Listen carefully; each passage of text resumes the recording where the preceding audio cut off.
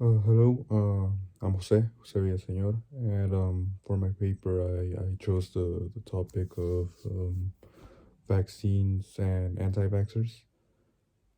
Anti-vaxxers, people who oppose getting a vaccine, who will not do it. Um, that's just not for them, I suppose. Um, yeah, I talk about it. Well, I chose this topic because with coronavirus and with the new vaccines, I mean not the new vaccines, but the vaccines that are gonna come out very soon to all the public. And so how will this work with them? Are they gonna get vaccinated? Are they not? Um, in my paper, I take it a little bit back in history about like when and where these people decided not to get a vaccine, which is actually for a very long time now. I mean, they groups of people have been against vaccines for more than 100 years now, which I didn't know until I did my research. I thought it was just a thing, like a new thing, maybe the last 10 years, because that's when I first started to hear about it. Um, but it's been for a very long time. It started. Well, it was big in Europe back in the 1850s. Then it started to spread and it came to our country. And yeah, I talk about how the times when it came here in the early 1900s and how it started with a few people, but then it grew and grew and grew. Now, which is millions of people here in the country alone, millions worldwide. I talk about that.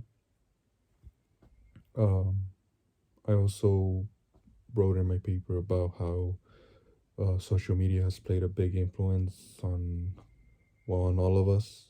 You see posts on Facebook, Twitter, Instagram about not to get vaccinated, how it's government control, conspiracy theories, stuff like that. And how um I think, well, social media, how it relates, maybe sometimes it's fake news and how it all coincides with each other. How sometimes you see posts that are just not true about the information they say. So I go a little bit in that social media, how it plays a big role in it. I also I also um get into like, well, when I talk about the history of it, how back then if it was mandated for everyone, which in some point in time it was, especially for children back in the early 1900s, and how they needed to get vaccinated to go into school, um, but not adults. So how is that going to play out now with COVID? It's going to be mandatory if you want to keep your job, for school, even for us at Monterey. Are we going to have to do it mandatory? How is that going to work? Are people going to do it? So I also write about that in my paper. And just like the logistics of it, like, is it gonna be super expensive to buy a vaccine? Or are they gonna help us, people who don't have um insurance? How is that gonna work?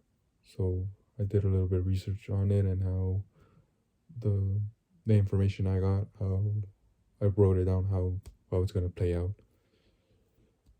So yeah, that's my paper on vaccines, anti-vaxxers, um,